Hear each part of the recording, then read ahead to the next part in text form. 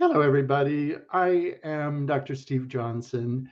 I happen to be the chair of a psychology department at Columbia International. And my specialties are really working with addictions and PTSD and trauma-related disorders. And today, I want to begin to look at the REBT treatment of trauma, or more broadly, if we look beyond trauma, even threat-based disorders. I'll have upcoming webinars on other threat-based disorders later.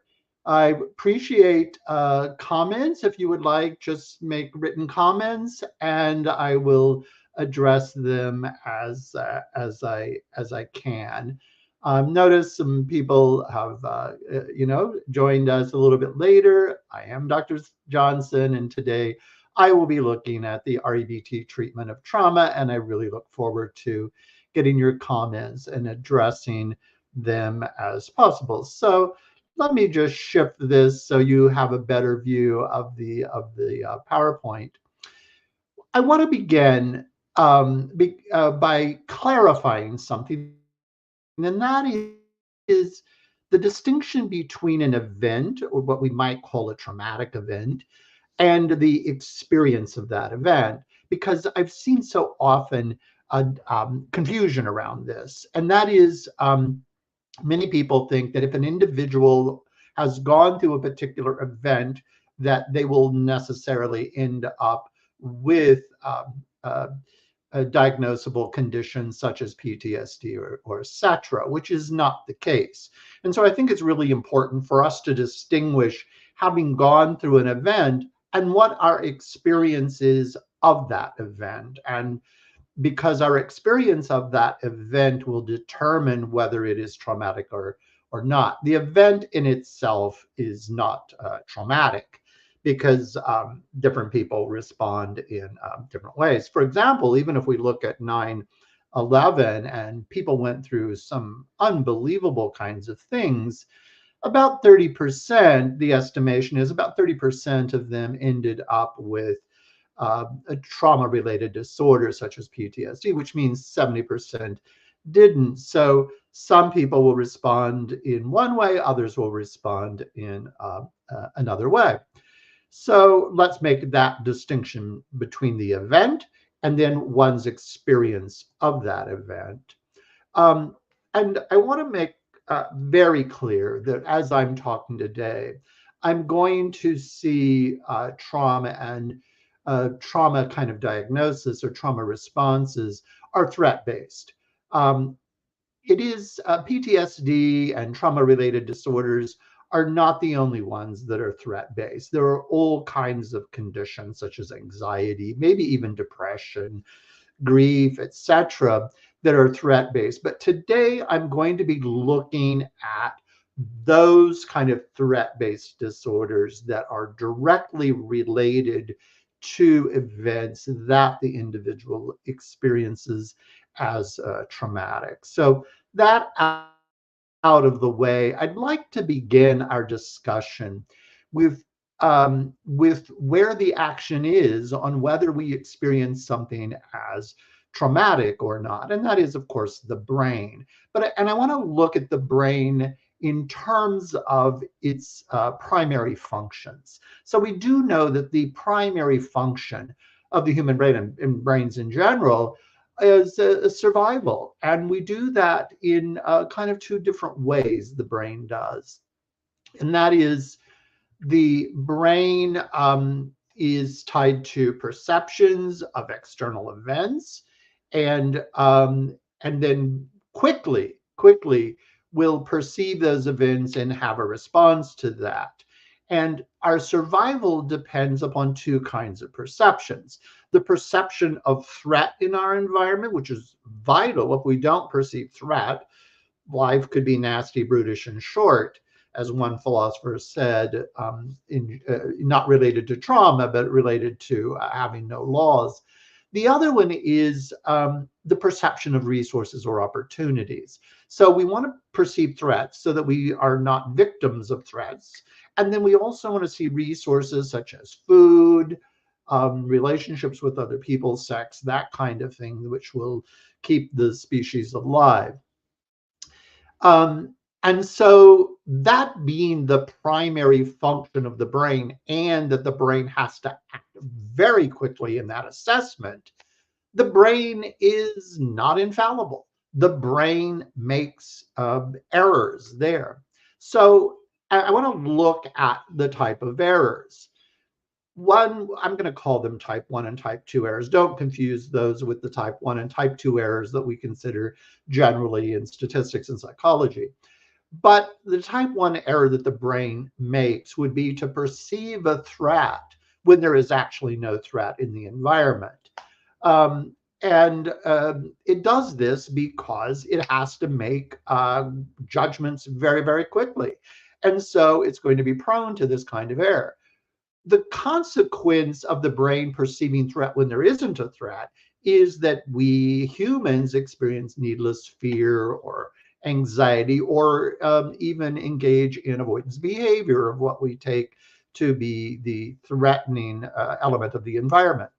The second type of error is when we fail to perceive real threats. Now, that's hugely important, because if we fail to perceive real threats, then we may encounter harm or even death. Now, the brain is kind of biased to make more type 1 errors than type 2 errors.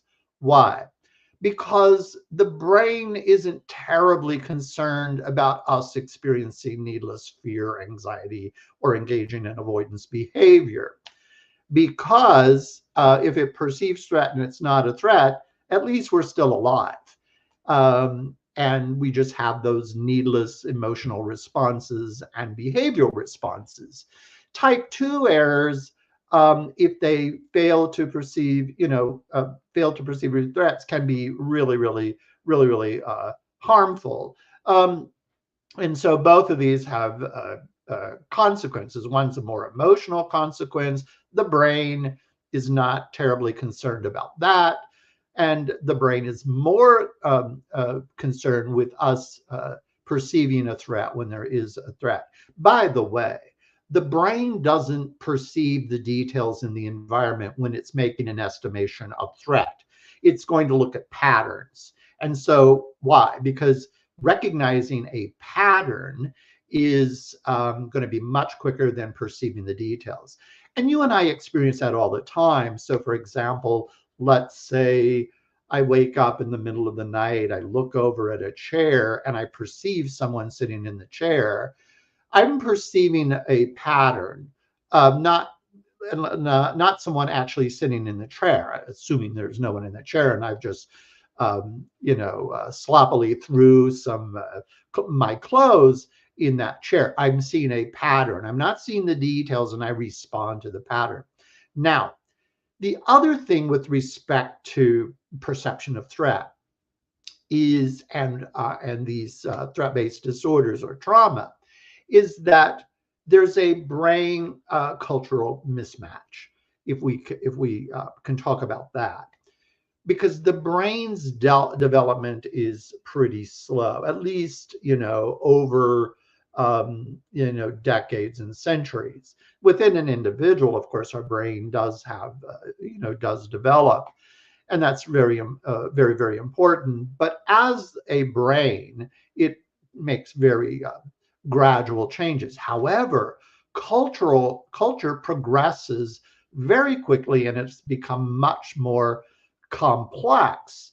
And so with that, the brain will have many more opportunities to perceive something as a threat when it's not a threat. For example, one of the most common forms of anxiety is, the anxiety about performing in public, performance anxiety. And let's say standing up and giving a lecture, a lot of people experience that as, huge anxiety with that, when speaking in public is not going to cause a real threat. I mean, it's not real threat because it's not going to lead to death, but the brain makes a quick estimation and it perceives it as a threat, and then we physiologically respond to it as a threat. And when although this is somewhat species specific, when many of us perceive threat, we want to avoid it. So many people will want to avoid, getting up and speaking in public. The trouble with this and the brain culture mismatch is that we have seen as a result of that, with more brain errors there, that there's an increase. That increase in the perception of threat may actually be behind the contributing to mental and emotional disorders.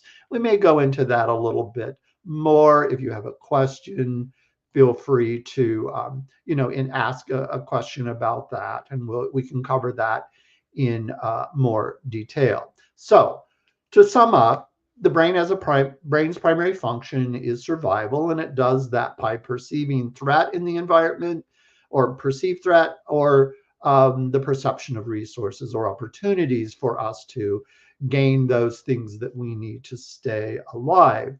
And of course, that the brain does make errors in that process because it needs to do that very, very quickly. And the advancement of culture contributes to the errors that the brain makes. Okay. Now, what happens within us when the brain perceives threat in the environment, and why an increase in mental and emotional disorders over the development of culture. One of these is what we call a cascade progression of responses, 6 defense responses, if you will, not the defense mechanisms that Freud talked about, but 6 kind of physiological responses. We all, when we took biology as a child, we learned about fight and flight.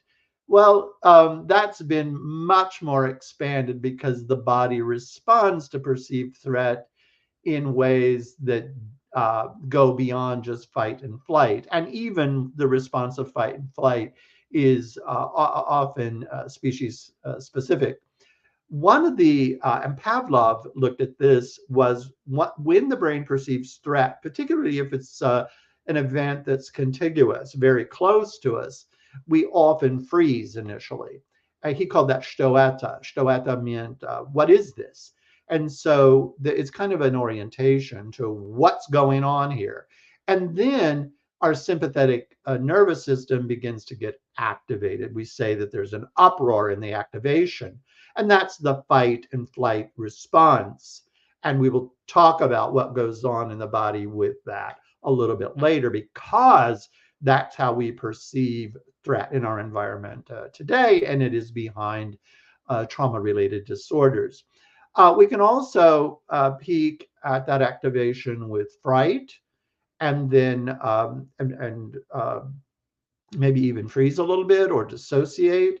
And then there is the parasympathetic system begins to kick in.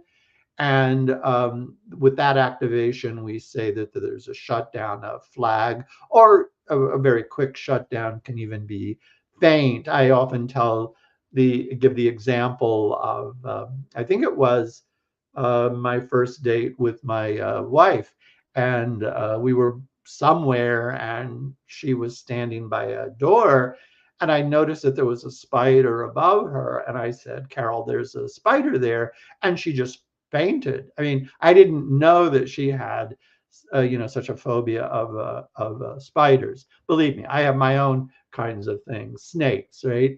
But she just fainted as that process. It was a very efficient kind of system. So we call these kind of the 6 F's. That is the cascade progression once the brain perceives a threat. Now, sometimes in some individuals, this can be very protracted. The time length can be very long, or it can be very short. People can recoup very, very quickly sometimes. So let's move on. That's what's going in the body.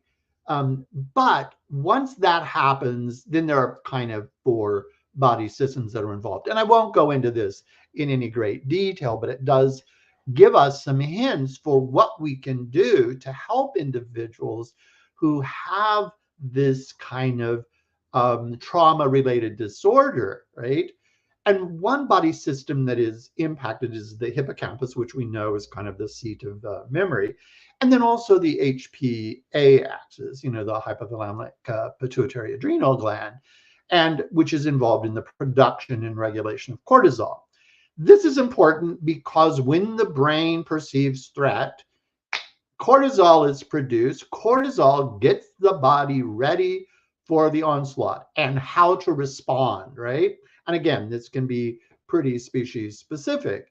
How a rabbit responds can be quite different than how a lion responds once there's that perception of threat. Another system is the amygdala, adrenal gland, and sympathetic nervous system, which increases blood flow so that we are ready to act. It tends to not increase to, organs of digestion, etc., but more to muscles so that we're ready to actually do the fight and flight. And it also increases awareness. We're kind of hyper vigilant. A third system is the vasopressin oxytocin system.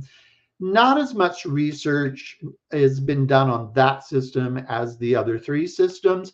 It is tremendously important. And although I'm getting ahead of myself, I want to mention this because this is essential for us to know about when it comes to actual treatment of trauma-related disorders.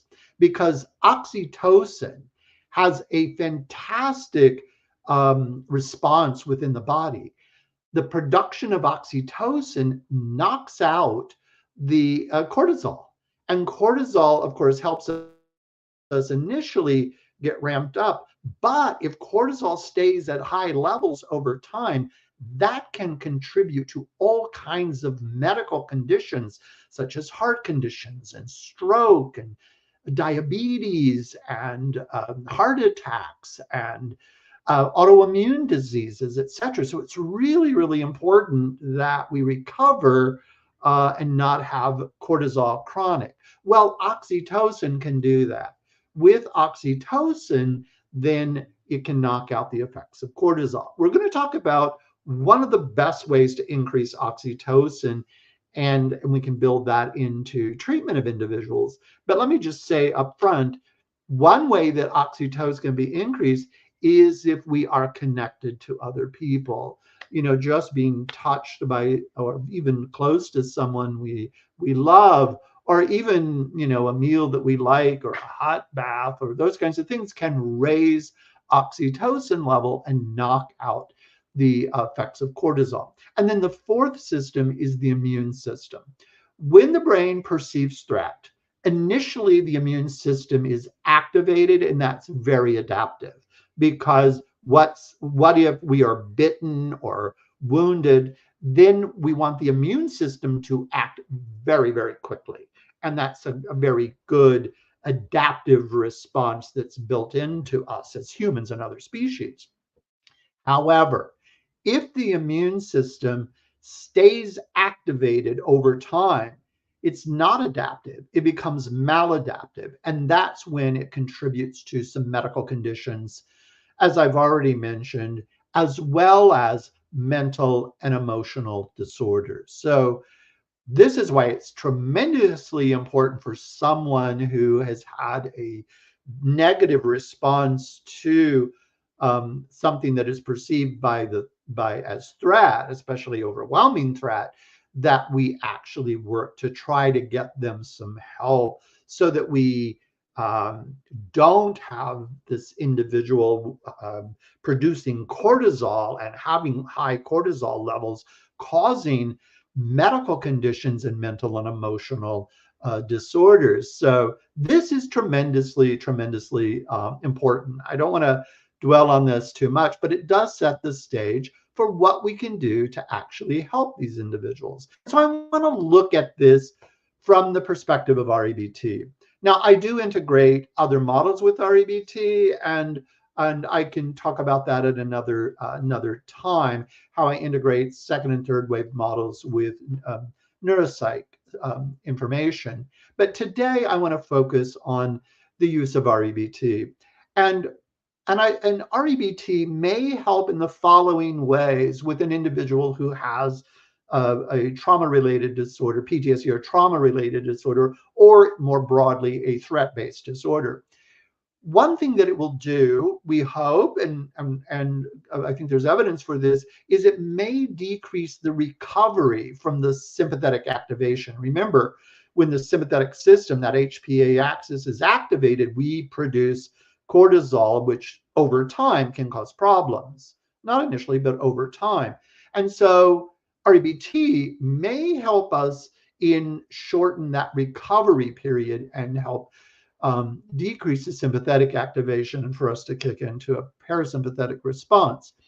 It may help increase the production of oxytocin because one of the things with PTSD is that we see people disconnect with other individuals. And when they disconnect with other individuals, we're not going to get those levels of oxytocin up that would cancel the effect of cortisol, which would be really helpful. And so REBT may actually help, we'll talk about that later, the beliefs that will keep us from connecting with other people. Or if you think about it, depression, which can be a threat-based response, and in fact, trauma-related disorders have as a co-occurring disorder major depressive disorder as well as addictive disorders. But if we look at major depressive disorders, one of the behavioral responses when we're experiencing depression is withdrawal. Withdrawal from what? Those things that brought us pleasure.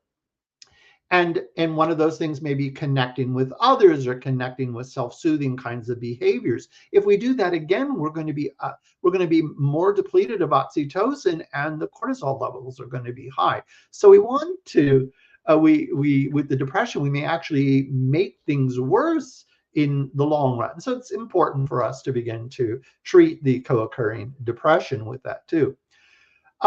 We may actually see the decrease in the development of other threat-based mental and emotional disorders with the trauma-related disorders. Of course, PTSD is very clearly a trauma-related disorder, but so is generalized anxiety disorder. Because what is generalized anxiety disorder about? It is about the perception of threat in the environment. And since it's generalized, it's about the perception of threat in different domains of life. It may be about interpersonal, it may be about educational, it could be about profession, it could be about recreation, it could be in your spiritual life. And so we would be generalizing threat into different domains of life and keeping those cortisol levels up high and forming a really small world because we see so much threat in the environment. I already mentioned major depressive disorder. OCD is about the perception of threat, as well as eating disorders and addictive disorders. And I will be talking about each of these in upcoming kinds of webinars. If you are interested, feel free to attend it. So REBT may be helping with these factors, not just REBT, but CBT and some other models too. But again, I'm focusing on REBT in this particular webinar. Now, if we use the ABC model in REBT with these threat-based disorders, then this will help give us a schema for approaching and making sense out of them. Now, remember, those of you who have taken REBT classes or workshops, etc., that in the ABC model, the A can stand for many, many different things, and was used by Albert Ellis, who was the founder of Rational Emotive Behavioral Therapy. He used that A in many different ways. One good way to look at that, particularly when we're talking about threat-based disorders, is that letting the A be the adversity. What are we talking about here? We're talking about an event or a situation or a state of affairs, right, external to us, that it, and so we already said that in those threat-based disorders and trauma-related disorders, that the brain has perceived some kind of threat in the environment. Well, that's an adversity. Another word for it is activating event. I like activating event, but as REBT progressed, we began to talk about it. Activating event is a more general term, but we became more specific and talked about critical activating event. What is a critical activating event? A critical activating event, even in a traumatic event, the critical activating event may not be everything that happened in that event, but it may be particular parts of the event that were most perceived as a threat. Okay. And so, though it is critical for us, no pun intended, but it is important for us to begin to see what part of that activating event is most related to the threat response. And how do we find this out? We ask the client, was there a part of this that you experienced as most overwhelming, or whatever word that the client tends to talk about the event or events. Okay, so there's an A, adversity. Again, I like to look at it as the critical activating event, that which is perceived most as threatening. B would be beliefs. Actually, in REBT, the B stands for cognition, but Al wanted to keep it simple, right? ABC. And he focused, in REBT, does focus on one type of cognition more than others. There are many different types of cognitions. In REBT, we tend to focus on beliefs, since beliefs are one kind of condition.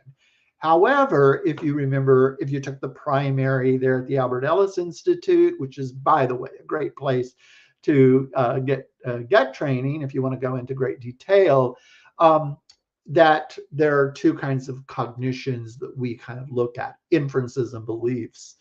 Not going to go in great detail on that, but just let me say that the inferences are those cognitions that attribute threat to a situation. So when we say that that situation is a threat, that's not a belief, that's an inference. That's the meaning that is being attributed to that situation or the event. Now, beliefs are another kind of cognition, very important kind of cognition within REBT. Beliefs don't attribute meaning or, don't attribute threat to the situation, but they evaluate that. Is that threat horrible, terrible? Should it absolutely should not have occurred? There are all kinds of beliefs that we can form. And I'm going to talk about that in more detail, especially for those of you who are therapists and work with clients who may have PTSD or trauma-related disorders. And remember, there are all kinds of trauma-related disorders or threat-based disorders. So this is kind of an important distinction here. It is the inference that is the cognition that attributes the meaning of threat in that situation, right? Right, because an inference could also make an attribution of something as a resource rather than a threat. So those are important kinds of inferences. But in a trauma-related disorder, the attribution has been made. The meaning is perceived as what? A threat. The beliefs are those evaluations. What are they? Well, REBT is simple. I always say this is one of the reasons I love this model, is we don't have a lot of different types of beliefs. Our friends in CBT, our colleagues there, have a longer list of cognitive distortions. That is a wonderful, wonderful set of cognitive distortions. It contains what we would see as beliefs and some inferences. It's wonderful. This is the one I tend to appeal to, although I do like CBT's cognitive distortions. In REBT, we would say that those maladaptive beliefs or those unhelpful beliefs. Some people call them irrational beliefs. I'm not real fond of calling them irrational beliefs. I like to say that they're unhelpful because sometimes people will feel like you're judging them if you call them irrational beliefs, and some people don't care. And so just to avoid that, I often call them unhelpful beliefs. One of those, one category, which is what we call the core category of unhelpful beliefs, would be demandingness. Um, in English, there are certain words in our vocabulary that show up in demandingness. Those are the shoulds and the oughts and the must, have to, and need. Now, sometimes don't become a word police officer, right? That if you hear someone say should, ought, must, have to, need, you're being demanding. No, we use it all the time. Like I must pay this bill today. I said that to myself. I've got a bill that's due today. I said, I must pay it. Am I being demanding? No, it's just, I'm using the word. So when a client uses the word, don't freak out. Ask them whether it's, check it out, whether it's demanding or not. Don't jump on it just because they use the word. In other languages, you'll have other words, and ask about it. Ask the client about it to determine whether they're actually engaging in demandingness or not. If they are, that can be problematical. It can lead to a dysfunctional emotion. The other one is the other three we call derivatives. These are added to demandingness. Demandingness is the core one. So that's Albert said that was always there with some kind of dysfunctional emotion, unhelpful emotion. And then the others are kind of added to demandingness, to kind of clinch the deal, if you will. Awfulizing or catastrophizing. In CBT, they use the word catastrophizing. Either one's fine. This is when you believe that something is as bad as it possibly could be. It's really, really bad. Now, I want to say something about that, because sometimes we have therapists that kind of misuse that category, and you can lose clients, and the person may leave even therapy because of the therapist's misuse of this awfulizing and catastrophizing. So this is when we believe that something's terrible, horrible, and awful, in the sense that it is negating meaning, purpose, and potential happiness in life. We use awful all the time. You get a bunch of REBT therapists together, we'll say, oh my God, that was awful, that was terrible. But when we're talking, we don't really mean it as awful. If you're in New York, I'm like, the ride on the subway was awful today. Do I mean it negated all meaning, purpose, and potential happiness? No, but I thought in the moment, maybe it was like that. I'm just using the word. So again, don't become a word police officer. Ask about it, whether it's truly awfulizing. The third derivative is what we call frustration intolerance. In the old model of REBT, they called it poor frustration tolerance. Again, that can sound kind of judgmental. So frustration intolerance simply means this is when we hold the belief that this is too much. I'm not going to be able to handle this. If you're a parent, you may go, oh my gosh, these kids are going to be the death of me. That's frustration intolerance, okay?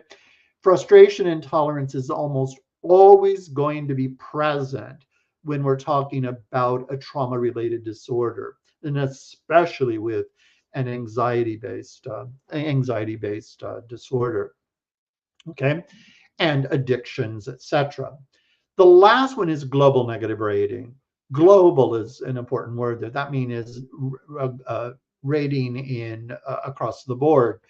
And it gets focused on 3 or 4 main types of that. Dr. Dryden, Wendy Dryden, adds another one, which I really like. It's not as used as frequently as these.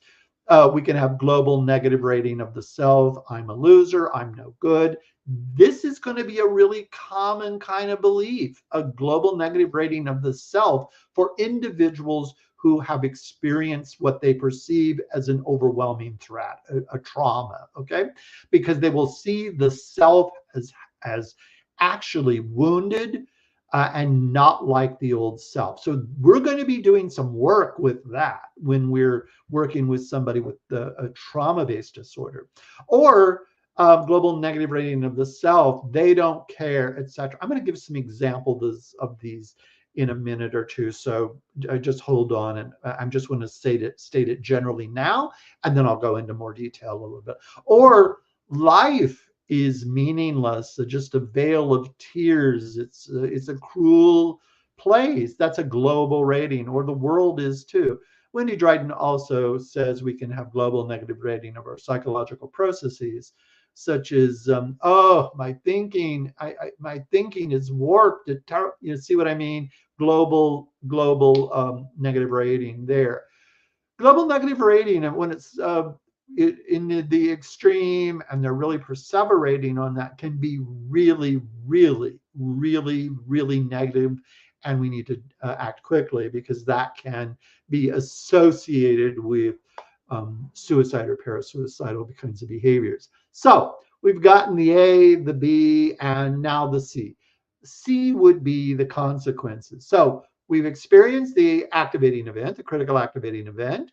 We now have a set of beliefs and inferences about that event. And if there's of the sort that we have here under there, these dysfunctional ones, demandingness, awfulizing, frustration, intolerance, and some global negative rating of self, others, life, world, etc. Not necessarily all of them, but some combination of those.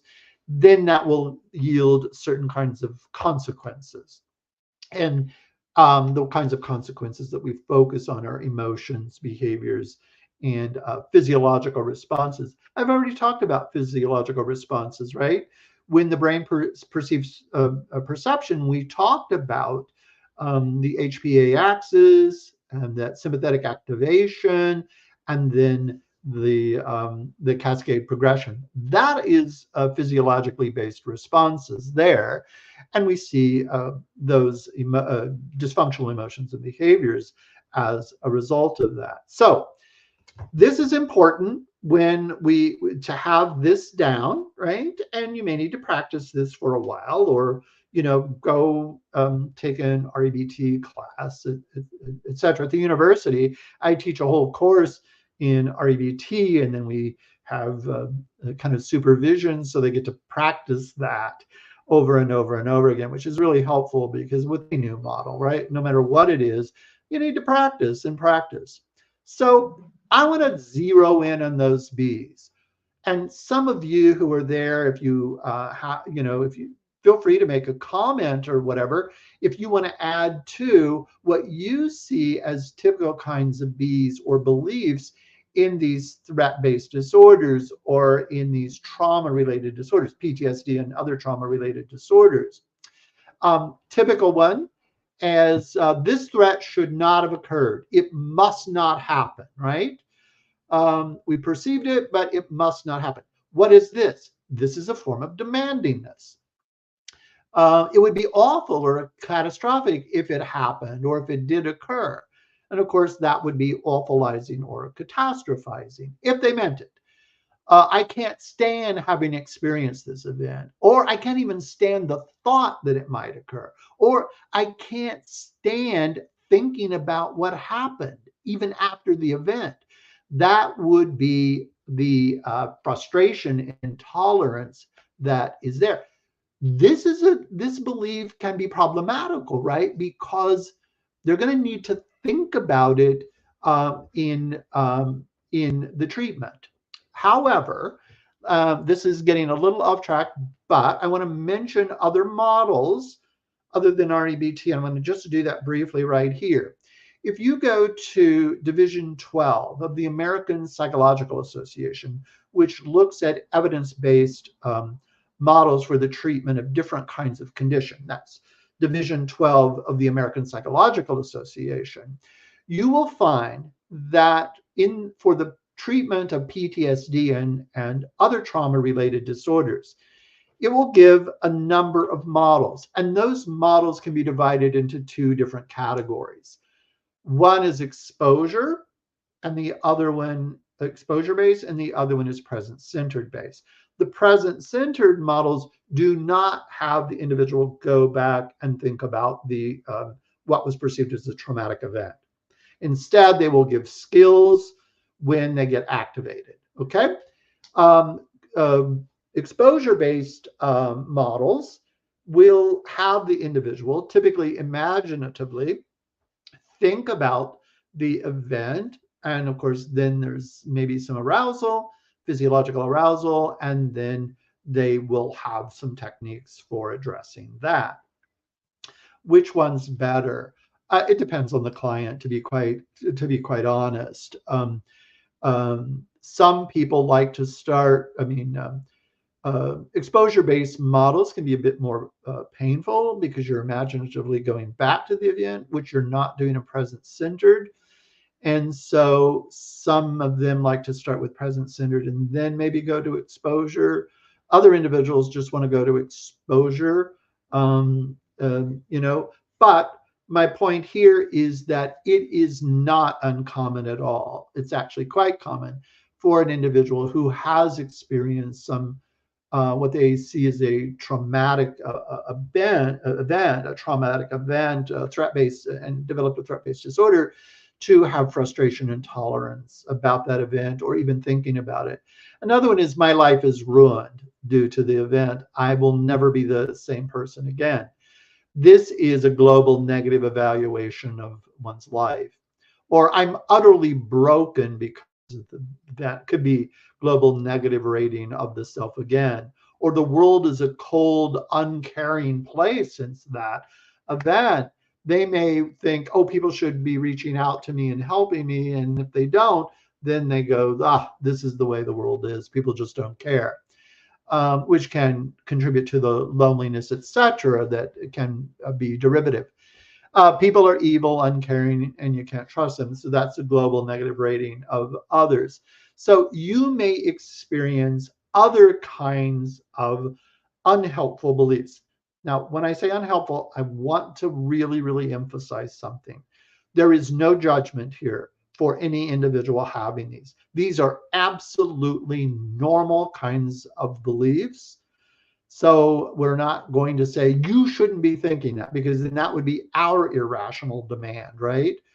What I might say is that, yeah, sure, you're quite normal for having these. A lot of people have these, but sometimes these beliefs are not really helpful. But you know what? We can work on this. We can work on this together. Now, in the ABC model, we also have a D. And that D in REBT stands for disputing. What are we disputing? We're not disputing the emotion. I know some people say when someone gets anxious, they'll go, well, how's that anxiety helping you? Well, everybody knows that anxiety is not helping them. They already know that, right? But we're not disputing the emotional. We're disputing their belief, because it is the belief that is contiguous to or causal, directly cause the dysfunctional emotion, right?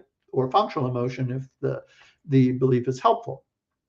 So this stands for disputing, etc. Okay, which another way to think about this is, we as therapists are helping the client to challenge the dysfunctional beliefs. Why are we doing this?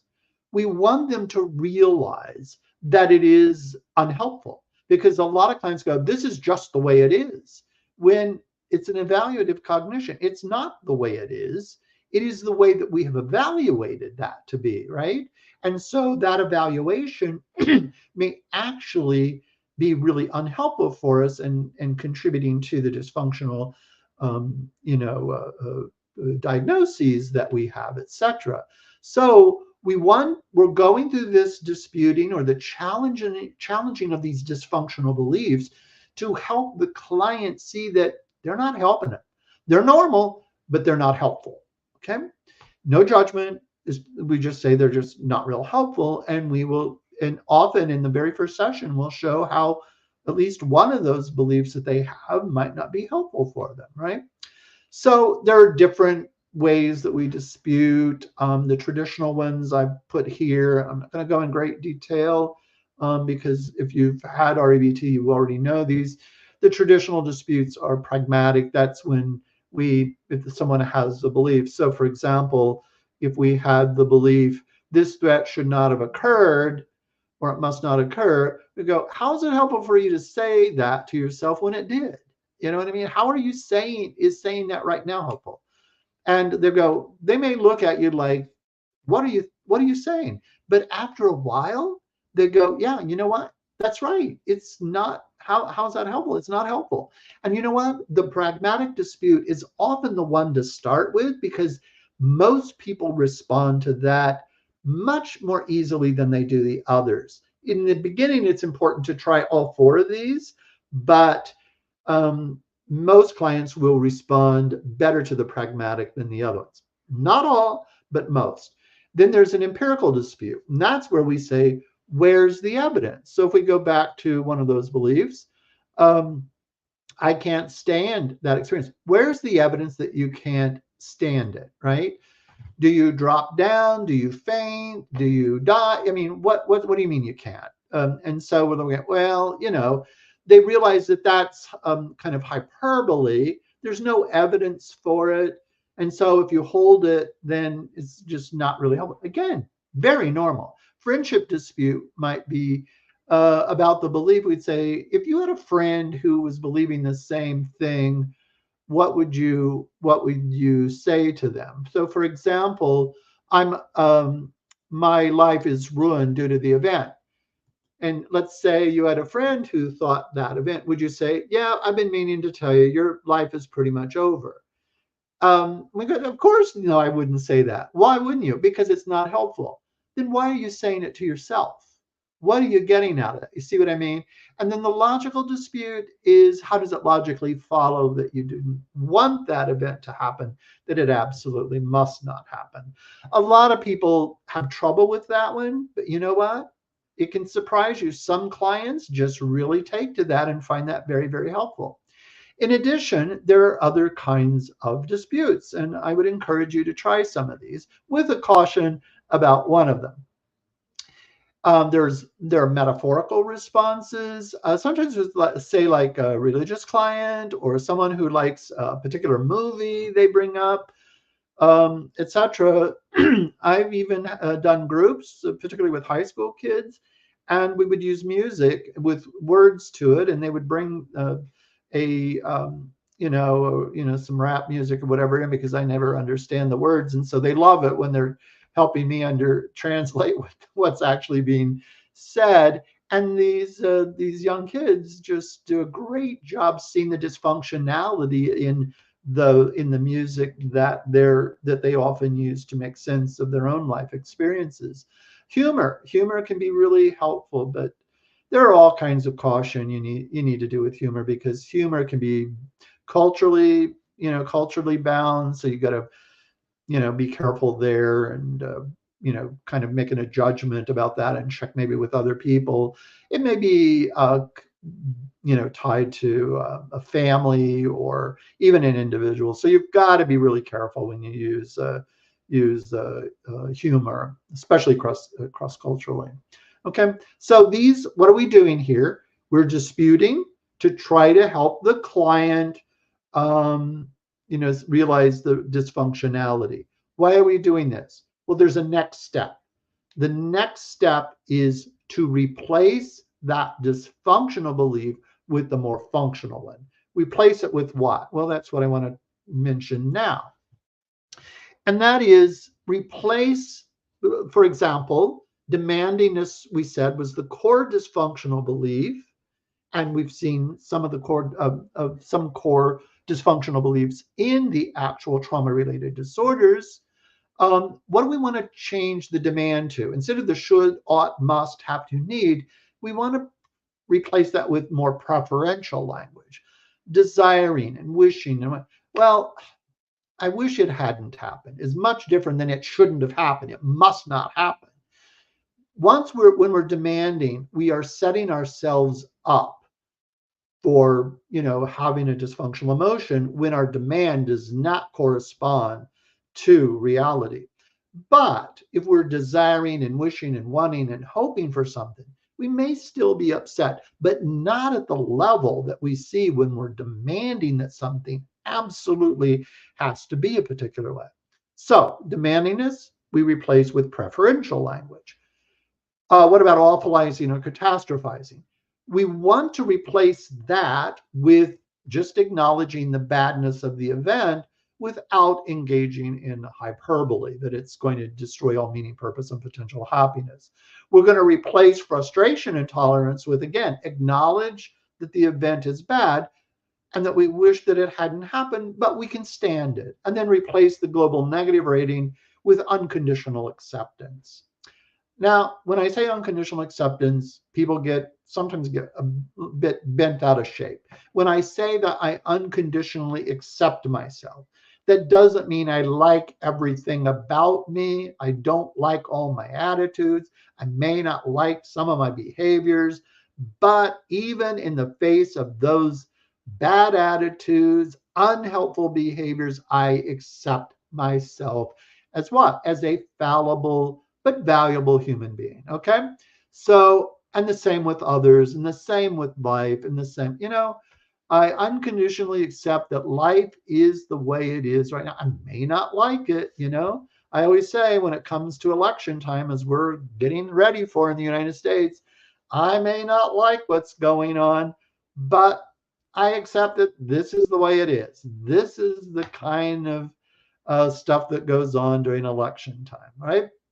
If I want to change something, it's better that I accept that it is the way that it is, not like it, because if we don't accept it and we rage against it, we'd be less efficient in trying to change it, if it is even able to be changed. Okay. So this is really, really, really important. So this is the goal here.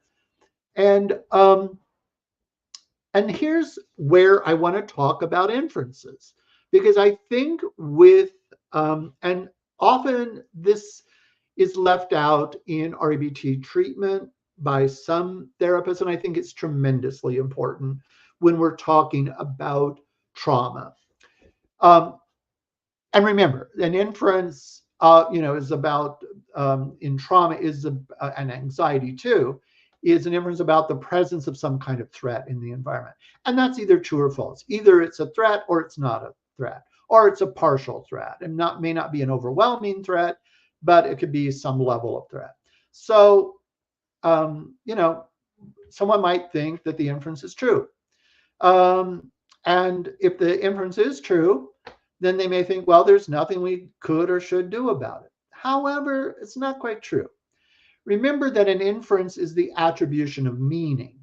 So if we're making an inference that there's a threat in multiple domains of the individual's life, remember when I mentioned generalized anxiety disorder, I was talking about inferring threat in multiple domains of life. Well, that can happen in threat disorders too, right? Other threat disorders. PTSD, that they may see threat in all kinds of places. In fact, people with PTSD often will, when they go somewhere, they will not sit with their back to the door. Because they would say, there's going to be potential threat in that environment. What if someone comes up behind me, right? Because they have this very, very dramatic startle response, often as a result of the PTSD. The anticipatory anxiety is what they have there, right? So if they're having an inference of threat in different domains of life, that ends up creating a negative attitude about life. And if you have that negative attitude about every domain of life, the effect of that can be, multifactorial. But one of the effects of that is that life becomes smaller and smaller and smaller for an individual that's undergone a threat and sees and perceives threat in different domains of life. Why is that problematical?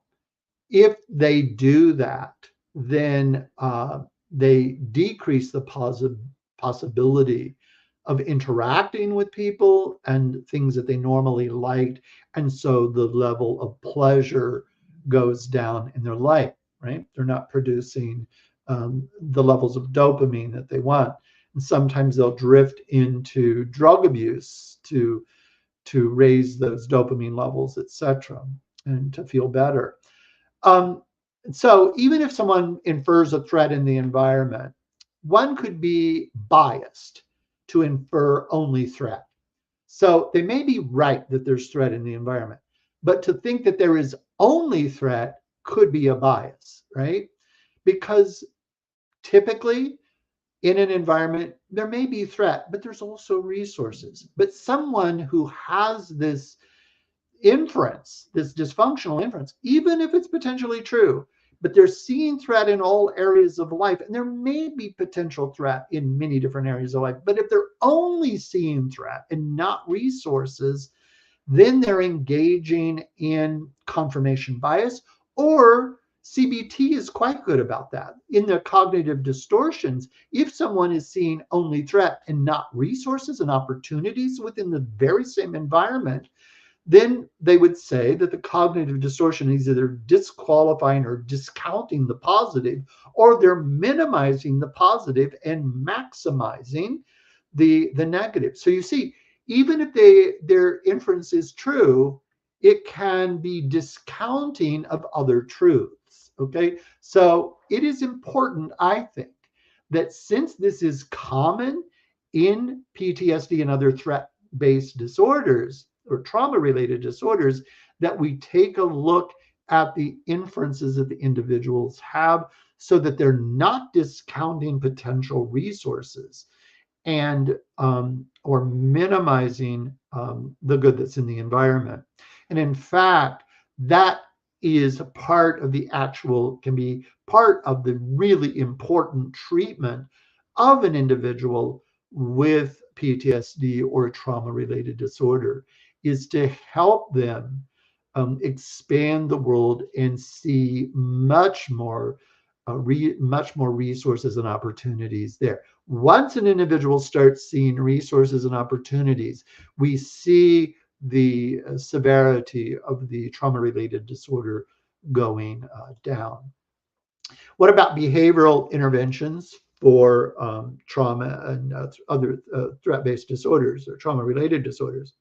Well, I want to go to something that is in REBT, and it's really important. We cover this in the Albert Ellis Institute on the second day of their primary training has a lecture on what is called the conceptualization of emotion. And in that lecture, they cover several things. They say that every emotion, and we're talking about dysfunctional emotions because that's what clients bring in. They don't come in and say, "Oh, doc, help me because I'm just irrationally happy." I've never had a client do that. So they're bringing a negative emotion or unhelpful emotion in, right? And so the conceptualization of emotion would be, one, what's in that conceptualization? Well, one, what is the emotion? Two, what's the inference that is made, right? The inference for anxiety would be that there's a threat. The inference for depression is that there is a major loss. The inference for anger would be that there's been a major assault on something that they value. So, and then we look at the inference, we look at the beliefs, to see the presence of those, and then we look at the specific behaviors, because every emotion is going to have a specific behavior with it. Well, the emotion of anxiety, which is going to be roundly present in trauma and trauma-related disorders, the dysfunctional behavior is avoidance. And there are all kinds of consequences of avoidance in multiple domains of life. One, the big one, is that if you avoid, you're maintaining the perception of the environmental threat. You're not doing anything to perceive that in a different way, as even being accompanied by a resource. Okay. So the consequences of avoidance maintains the presence of the perception of threat, the ongoing perception of threat. And it also may contribute to the generalization of the perception of threat. So not only did it occur within that environment in which the actual threat, the trauma-related disorder, trauma-related event happened, right? Not only was there a threat there, but then they go, oh, then it's in other parts of life too. So what happens then is that one's safe world becomes diminished and depleted, and there's a lack of enjoyment there, right? I think that's one of the reasons why we often see major depressive disorder accompany PTSD and threat-based and other threat-based disorders. And so what do we do here? Well, in REBT, we often have the client act against the avoidance behavior associated with that underlying anxiety that we see present in a trauma-based disorder. And what does that mean, act against the avoidance? Well, we're not going to do it if we're not going to say, go back to the war, go back to, that situation, because that could put the person potentially at harm. So of course, then it's not going to be done. One of the ways that they do it is with the use of imagination. Remember, that would be exposure too. And some clients may not want to do that, or may experience that as emotionally harmful to them, right? So it may not be wise to do that initially with them, or maybe for some ever. Some individuals use a present-centered form of therapy, and they use that, and they may never get to the exposure. But some may want to do exposure, and if they do, we can use the imagination and expose to the remembered event or the imagined event there. And one of the interventions in REBT is rational emotive imagery. So I would encourage you to just look that up, rational emotive imagery, and you could see how that functions. Okay. Now, one of the things that I'd like to cover, because often when an individual has PTSD or some other trauma-related disorder, is they see the self as majorly problematical. And what do we do with that? Well, there are other models that have some things to do with that. I mean, acceptance and commitment therapy has some things that individuals do, but we also have it in REBT, and it's very, in some ways, similar to the idea of fusion in acceptance and commitment therapy. This was developed by Dr. Jim McMahon and myself years and years ago, when we distinguished the self versus the roles of the self. And the reason we did this is is so that the individuals don't beat up on the self or have a global negative rating of the self. So we make a diagram like this. And so notice we have this black circle, and I just put the word self in there. And we say to them, leave that self alone. That self is doing something really important. And you know what that is? It's selfing, because that's what selves do. Selves sit around and self, or they do it while they're jogging or whatever. And then what we have them say is, what are the roles that you have as a person? Maybe you're a mother or a father, or maybe you're a child. You're definitely a child of someone. Maybe you're a student, or maybe you're a physician, or maybe, you've got all kinds of, maybe you're the subscriber to the New York Times, or whatever it is. Maybe you're a REBT therapist or whatever. So you put your roles here. Now notice, it's not because I don't know how to keep lines straight, although that's probably true. But notice that some of the lines I have that you would write the roles on, some of them are very close to the circle with the word self in it, right? And some are farther away. What do we do there? The roles that an individual feels as their most important role, we would put on a line that's very close to the circle with the word self in it. Those that aren't really important to them, you would put them, but still a role would be farther away from that circle. So for me, I'll just answer for me. The role that is probably the most important to me is the role of father. I'm the father of 2 daughters. That is the role that I value probably the most. I'm also a husband, and I'm the son, and I'm a professor, and subscriber to certain TV channel programs. But I'll tell you, the TV channels, they're farther away. But me with my daughters, it's close. So what does that mean? We tend toward a global negative rating of the self if we perform poorly within the role that we value the most. So if I say something very negative to my daughter and really put her down or something like that, I've done it in life, and I repent and ask for forgiveness and all those kinds of things. But if I do that, I am more likely to globally negative rate the self. Well, if I do that, that doesn't help me. It doesn't help them. I just modeled, kind of poor self-care for my own daughters. I hope I also model what you do whenever you you make a mess up on things like that too. So we help the client then realize that rate your performance within your role. Rate your performance within the role as helpful, not helpful, great, kind of lousy, whatever it is. Rate the performance in the self, but don't rate the self, right?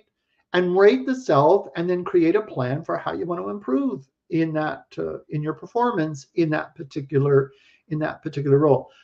Because as a father, if I globally rate myself, I feel so guilty that what I do is I just give my daughters a bunch of money, and you know what? That's not real helpful. They love it. Oh yeah, they love it when I feel guilty, but it's not real helpful. And I don't want to model that.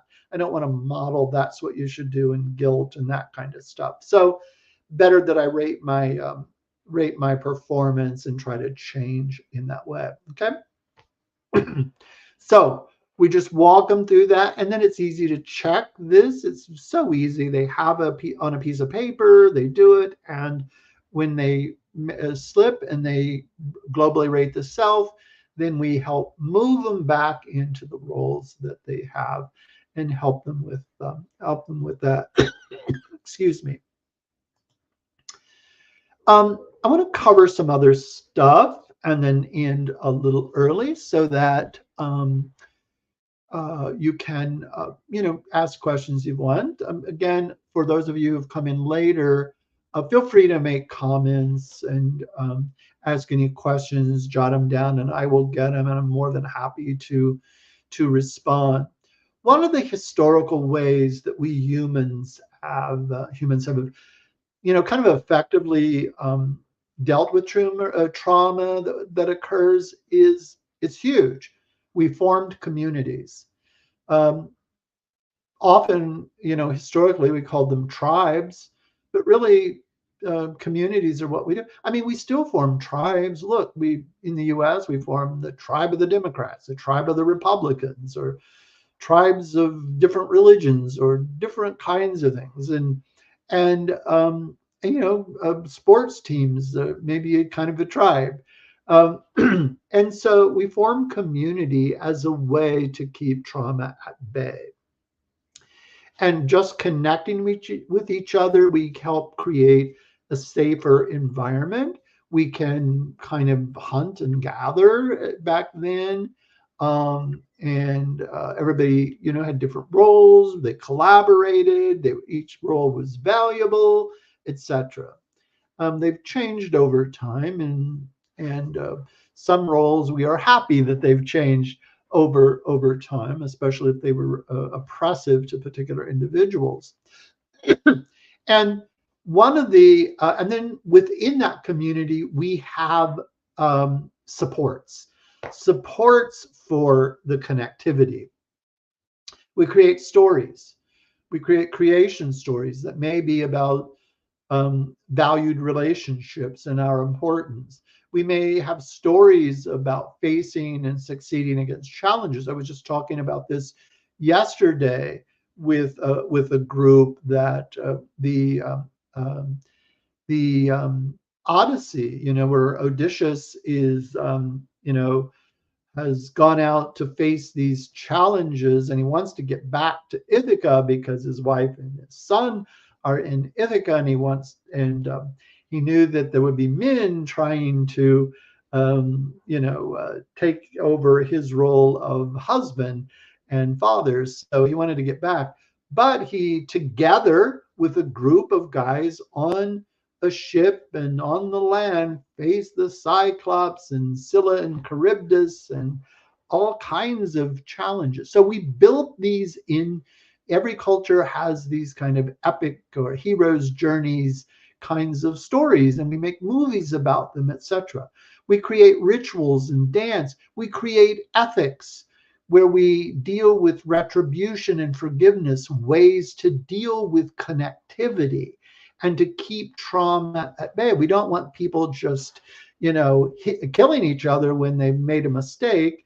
And so we worked out forgiveness and even rituals of forgiveness, etc. So these are all supports for the value of tribe and community, because this has really helped us address this. And there's research about this. Okay, one of the great, and I put these down here.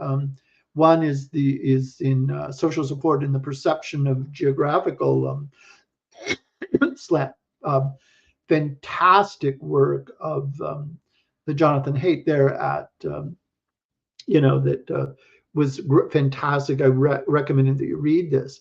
If you go online and you want to look at the Loretto effect about the social determinants of health, absolutely fantastic. The Loretto effect shows the value of connectivity and community as a way to deal with trauma and health and all kinds of things.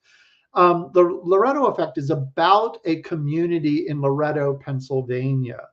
And years ago, this is decades ago, people began to notice that individuals who lived in this Loretto, in Loretto, Pennsylvania, did not have the cardiovascular problems that the communities around them did. And they became real curious. They said, well, wonder if it has to do with diet. No, the people in Loretto, Pennsylvania had come from a small village in Italy, and they had a high carb diet with lots of wine and high fat sausage and stuff. So it wasn't the diet that did it.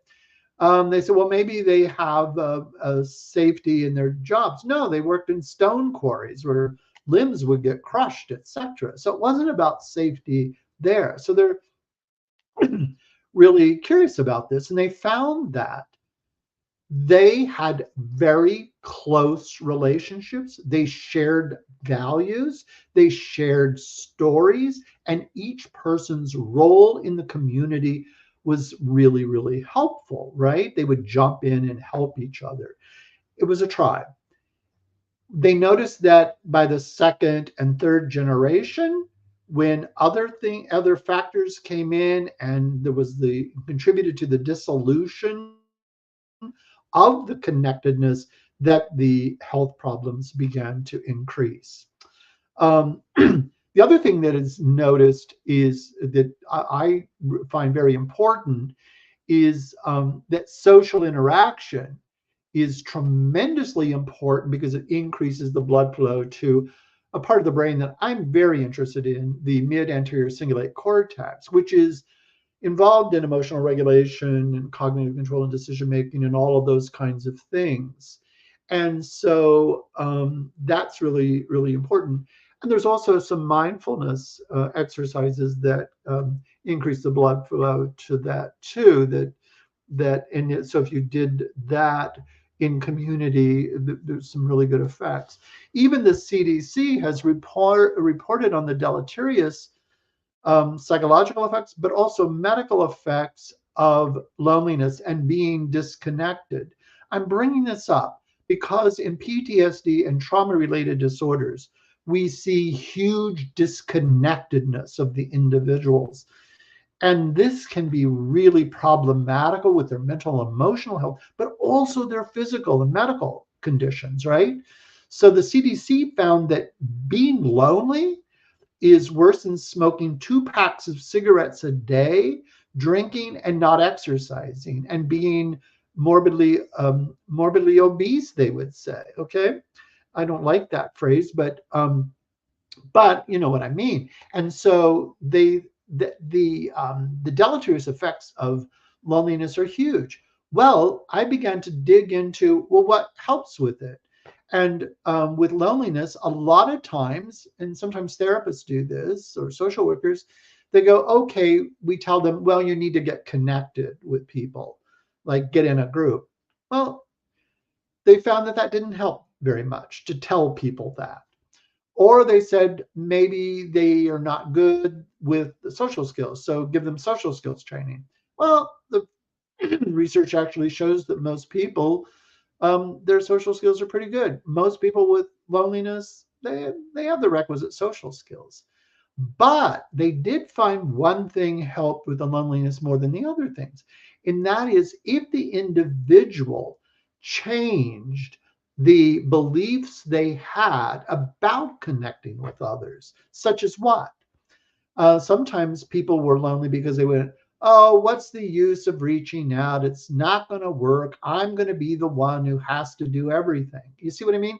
The attitude, even the inferences are not helpful. So changing those cognitions gave more benefit to overcoming loneliness than getting and telling them to get in a group. Because if you told them to get into a group, they said, well, what's the use? I've tried this. It didn't work. Nobody really cares. You know, all of those cognitions would prevent them from getting connected in a group. Look, should we help them with, give them some possible groups that might match? Yeah, say that, but also work on trying to change the cognitions that are supporting the loneliness that may come with having experienced trauma and believing that the self has been fragmented and you're just not the same person anymore and that life isn't worth it. All of the dysfunctional beliefs that we mentioned earlier in this work in the workshop. Okay, um, so REBT can help with this because it will address the disconnection and the loneliness. If these are due to avoidance, and often they are due to avoidance with individuals who have been traumatized, then we can help dispute those beliefs that contribute to the avoidance.